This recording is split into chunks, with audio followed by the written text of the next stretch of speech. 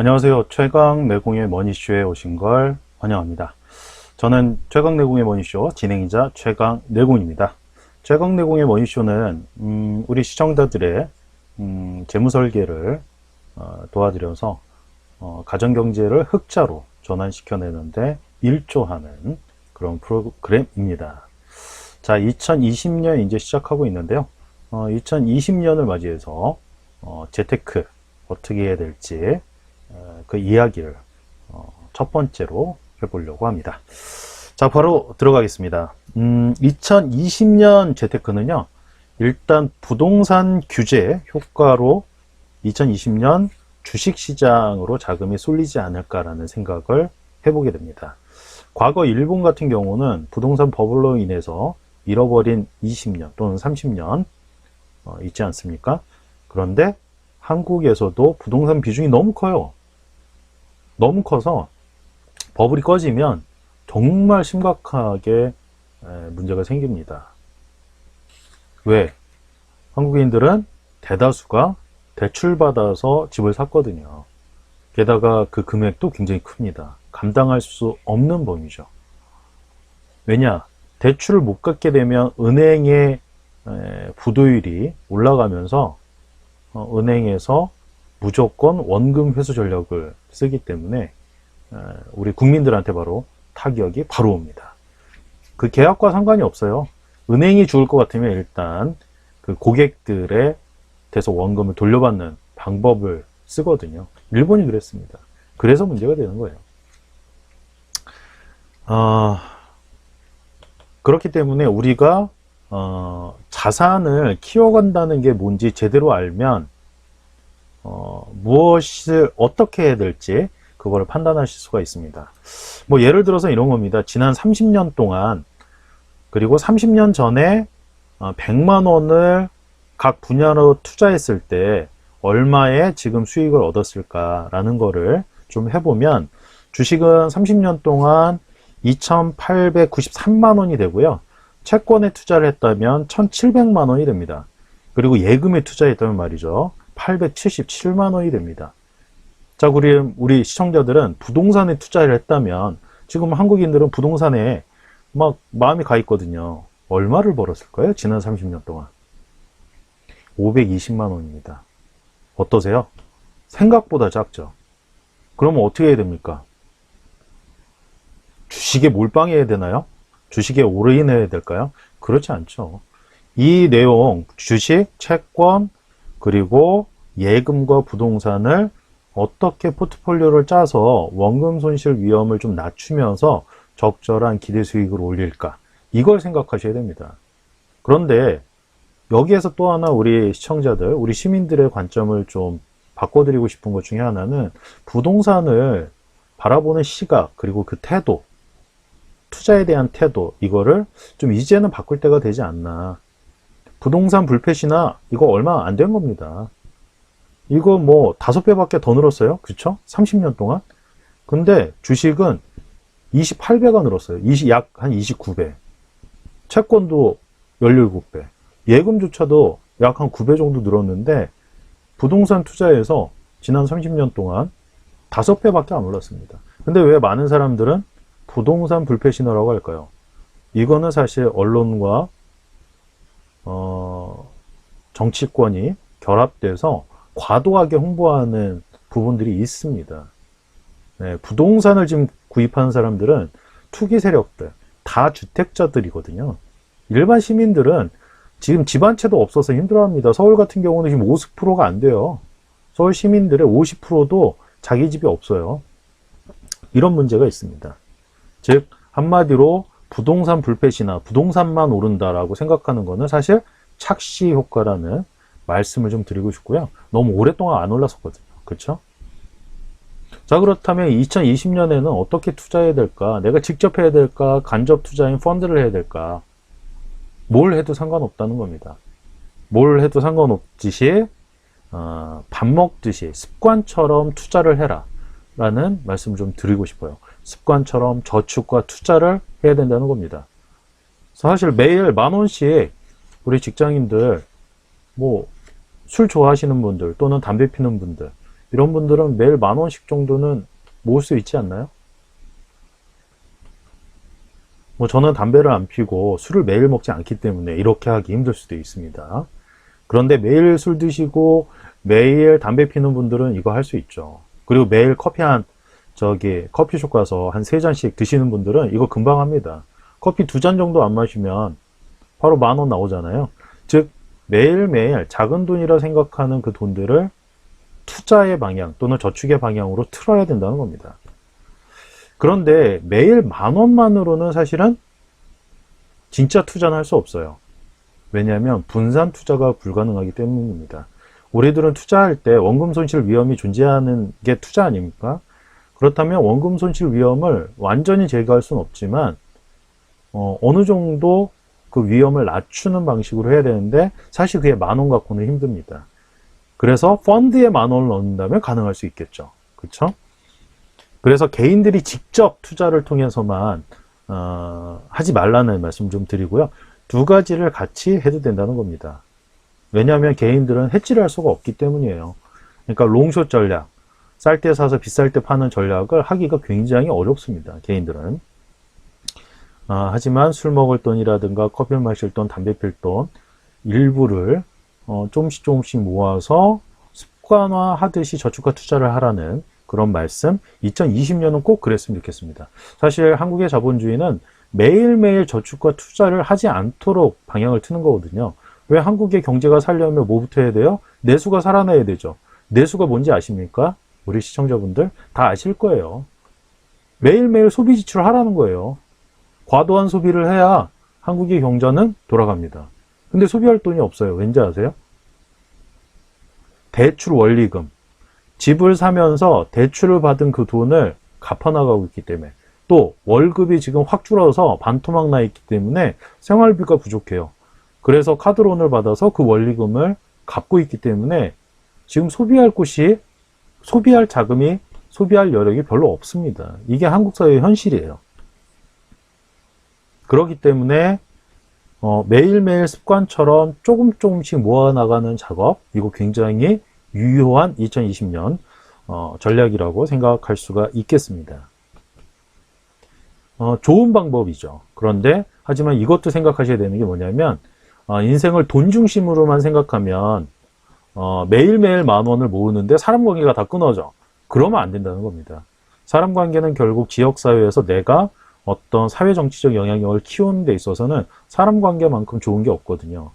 지역사회에서 같은 뜻을 모은 사람들이 직접 모여서 직접 정치를 통해서 국회와 청와대에 압력 행사를 하게 되면 우리들의 노후자금 준비를 국가 차원에서 할 수가 있습니다. 그것 중에 하나가 국민연금 같은 거잖아요. 즉 노후를 준비하는 그 복지 수준을 올려가는 것, 이거는 개인이 할 수는 없지만 개인이 여럿이 모여서 직접 정치를 함으로써 지역사회에서 압력은 행사해서 그거를 키워갈 수는 있다는 겁니다. 그것을 같이 병행해야 되는 거죠. 따라서 우리들의 노후 준비는 투자를 통해서 우리가 준비하는 게 노후 준비 뭐 이런 거 아니겠습니까? 그러면 사회정치적으로 공동체를 통해서 하는 것, 그리고 개인적으로 지금처럼 매일매일 습관처럼 하는 것, 이 2가지가 병행이 되어야 되겠죠. 개인적으로 돈만 모아서는 노후 준비 불가능하고 재무설계에 100% 실패하기 때문입니다. 과거에는 사실 국민연금 왜 하냐라는 말들, 어딘가에 취업을 했다면 4대 보험을 안 내고 싶은 거죠. 너무 많이 나가니까. 그런데 4대 보험이 있음으로써 우리가 보호되잖아요. 실직을 당했을 때 실업급여 받아서 최소한의 생활을 유지할 수 있는 그런 방법들을 지금 하고 있지 않습니까? 즉 국민연금도 노후자금으로 이게 뭐 필요가 있느냐, 지금 당장 쓸 돈이 필요한데, 하지만 제도적으로 만들어 놓으니까 이제는 국민연금에서 나오는 연금재원, 연금소득, 우리한테 정말 소중한 돈이 되고 있습니다. 따라서 이 부분들은 우리 사회정치적으로 제도를 이용해서 복지 수준을 높이는 차원에서 노후준비 또는 주거비를 줄여가는 작업들을 해야 됩니다. 주거비가 줄여지면 뭐가 좋아요? 가정경제에서 월급 받아서 쓸 돈이 더 많아져요. 쓸 돈이 많아지면 내수가 살아나고 소비가 진작이 되고, 그러면 기업들이 들어가겠죠? 그러면 어떻게 돼요? 일자리가 또 많아집니다. 일자리가 많아지면 월급은 또 올라가겠죠. 이렇게 선순환으로 돌아갈 가능성이 큽니다. 따라서 그런 부분들을 우리가 좀 생각해 낼 필요가 있겠습니다. 그동안 개인의 재무설계 실패한 이유는 혼자만 개인적으로 했기 때문이에요. 이제는 개인과 개인이 만나서 공동체를 형성해서 그 속에서 힘을 발휘하는 것까지도 우리는 이제 생각할 때입니다. 게다가 주식도 마찬가지인데 주식과 이 부동산에 대한 투자들, 사실 이거 투자가 아니라 도박이나 투기로 생각한 분들이 많아요. 그렇죠? 따라서 그런 부분들 이제는 좀 생각을 해볼 때가 된 것 같습니다. 자, 그렇다면 2020년에 우리들의 포트폴리오에 담아야 될 아이템들은 뭘까요? 근데 여기서 중요한 거, 주식에 대한 투자를 할 때는 1, 2년 또는 1, 20%를 바라보고 주식 투자를 이제 하면 안 되겠죠. 왜냐하면 주식은 그 회사의 주주가 되는 것이고, 주주가 된다는 것은 그 회사의 주인이 되는 거잖아요. 그러면 오너십을 가져야 됩니다. 오너십을 갖는다면 이 회사가 잘 커서 10년, 20년 뒤에 정말 크게 성장해 있길 기대하는 거 아니겠습니까? 그러면 지금 당장 1, 20% 수익이 나면 주식을 사자마자 바로 팔게 되는 거잖아요. 그런 짓은 이제 하지 말자는 거죠. 왜? 투기나 도박이 아니라 이제는 진짜 투자를 해보자라는 겁니다. 그렇게 되면 어떻게 돼요? 우리의 자식한테까지도 그 주식을 줄 수가 있는 거죠. 이게 주식이 갖는 원래 의미입니다. 원래 의미. 자, 그렇다면 우리한테 담아야 되는 포트폴리오 아이템 분야가 뭐가 있냐면, 한국 같은 경우는 일단 서비스 산업, 뭐 플랫폼이라든가 게임 산업, 그리고 여행 산업들, 그리고 4차 산업이 있을 겁니다. 뭐 전기자동차라든가 자율주행, 그리고 바이오와 헬스케어 분야, 그리고 반도체와 그 주변부 아이템들일 겁니다. 이게 1, 2년이 아니라 5년, 10년, 20년을 바라보고 해야 되는 아이템들일 거고요. 이제는 투자가 아니라 도박이나 투기가 아니라 이제는 투자를 해야 되는 타이밍이라는 거. 자, 그런데 문제는 한국의 이 투자 분위기, 주식 투자 분위기는 단타죠. 그리고 초단타입니다. 왜 이렇게 변했냐면, 그거를 권하는 증권 전문가들도 초단타 또는 단타를 치거든요. 한 달 만에 매도하게끔 하고 두세 달 만에 매도하게끔 하는 그런 단타 매매를 늘 습관처럼 해가고 있다 보니까 이런 문제가 발생하고 있습니다. 하지만 이제는 그러지 말아야 된다는 거. 따라서 이것을 이겨내려면 우리들이 주식을 사게 되면 오너십을 갖고 회사를 좀 롱런인 상태에서 바라봐야 되겠죠. 이제 재테크는 투기나 도박 차원에서 하지 않아야 성공하지 않나 라는 생각을 좀 해보게 됩니다. 자, 그렇다면 주식 투자를 해야 될까? 아니면 하지 않아야 될까? 오히려 주식 투자라고 하는 것보다는 투자라는 것은 하지 않는 게 더 위험합니다. 왜냐하면 앞으로는 계속 저금리 시대가 만들어질 거고, 어쩌면 제로금리가 될 수도 있죠. 어쩌면 일본처럼 마이너스 금리가 될 수도 있습니다. 따라서 투자를 하는 것은 너무나 자연스러운 현상인 것 같아요. 왜냐하면 현재 우리나라 월급 수준의 현실이 너무 낮아요. 최저임금 지금 뭐 8,500원대 아니겠습니까? 이거 갖고 어떻게 삽니까? 그렇죠? 그 최저임금이 올라가는 수준에 따라서 월 소득 수준이 올라가는데, 지금 최저임금을 10,000원 이상 안 올리려고 아주 그냥 그 재벌들은 노력하고 있는 거 아니겠습니까? 왜? 노동자들끼리 싸우라고. 그런 잔머리들을 재벌들은 쓰고 있습니다. 그거에 우리 시민들이 놀아나서는 안 될 텐데요. 따라서 이 자본, 즉 투자라는 것과 노동, 일을 하는 것, 이 두 가지가 병행이 돼야만 돈을 모을 가능성이 큽니다. 왜냐하면 지금 월급이 보통 한 200만 원밖에 안 되거든요. 그거 갖고 어떻게 저축과 투자를 다 하겠습니까? 미래에. 지금 10%도 저축을 안 하고 있어요. 200만 원 벌면 뭐 10만 원 정도 저축을 할까 말까입니다. 그럼 미래가 없는 거죠. 따라서 습관처럼 매일매일 뭔가를 할 수 있는 거를 만들어내야 되고, 또 하나는 월급 수준을 올려내는 작업도 같이 해야 돼요. 근데 이거는 개인이 할 수 없으니 개인과 개인이 연합을 해서 공동체를 형성해서 그걸로 이겨내야 된다는 거죠. 거기에 투자라는 분야가 들어가는 겁니다. 즉 자본과 노동, 투자와 일하는 것, 여기에서 갖는 소득을 통해서 우리가 재산을 불려가는 작업을 현재는 해야 됩니다. 그래야 노후 준비를 할 수가 있는 거죠. 따라서 한 살이라도 젊을 때, 어릴 때부터 당장 오늘부터 시작해야 한다는 말씀 좀 드리고 싶고요. 그렇기 때문에 대한민국에서 금융교육, 조기교육이 빨리 일어나야 됩니다. 제대로 된 중심을 잡고 말이죠. 특히 부모가 먼저, 자식부터가 아니라 우리 부모들이 먼저 금융교육을 해야 되고요. 여기에서 중심을 헛다리 잡지 말고 제대로 된 중심을 잡아서 줄기를 잡아야 되겠죠. 가지를 잡지 말고 그렇게 만들어가는 그런 2020년 시작이 됐으면 좋겠고요. 물질 만능주의로 넘어가지 않도록 돈 중심 사고, 사람 중심인데 자본과 노동을 같이 병행해서 운영해 나가는 그런 2020년이 되어야 한다는 말씀을 좀 드리고 싶고요.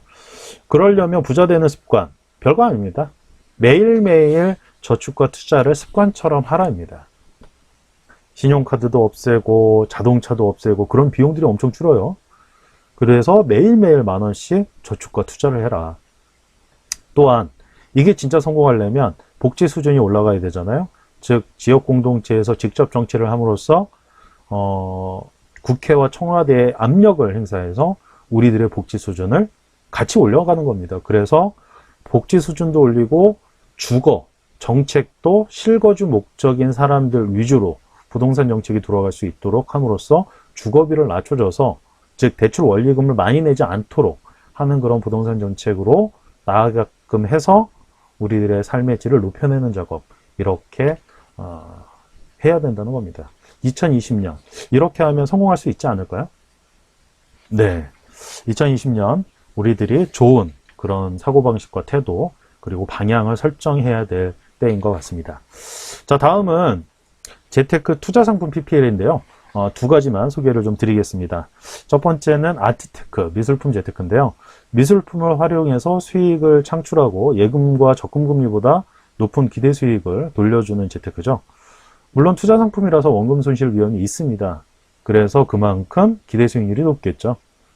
게다가 부동산과 같은 실물 자산 투자이기 때문에 가격의 하방 경직성이 존재해서 조금 더 안정된 투자를 할 수가 있고요. 단위, 투자하는 기간도 1년 단위라서, 그리고 최소 투자 금액도 1,000,000원부터 시작하기 때문에 우리 서민들한테는 좀 더 쉽게 접근할 수 있는 재테크 방법이라고 좀 생각이 듭니다. 두 번째는 소득공제형 연금저축 펀드입니다. 매년 연말정산을 통해서 큰 금액을 돌려받기 때문에 이미 높은 수익률이 존재하고요. 게다가 한국인에게는 부족한 은퇴자금, 이제는 연금저축 펀드를 통해서 그 재원 사이즈를 키워가야 되는 때인 것 같습니다. 이렇게 두 가지를 좀 소개를 드렸고요. 이와 관련해서 궁금한 분들은 제가 운영하는 다음 카페가 있습니다. 다음 카페 최강내공의 머니쇼라고요. 여기 들어오셔서 우수회원 요청하시고 국내 투자상품 소개란 들어가셔서 내용 확인해 보시고 문의도 거기서 남겨주시면 되겠고요. 그리고 다음 카페 최강내공의 머니쇼 카페 메인 우측 상단에 재무상담 전용 연락처를 올려놨습니다. 궁금한 사항은 이 연락처를 통해서 문자로 남겨주시면 성심껏 답변 드리도록 하겠습니다. 자, 이렇게 즐거운 재무설계 2020년에도 시작을 하셔서 가정경제를 흑자로 전환시켜서 삶의 질이 높아지길 기대해 보면서 오늘 방송은 이만 마치도록 하겠습니다. 다음 시간에 만나요. 안녕.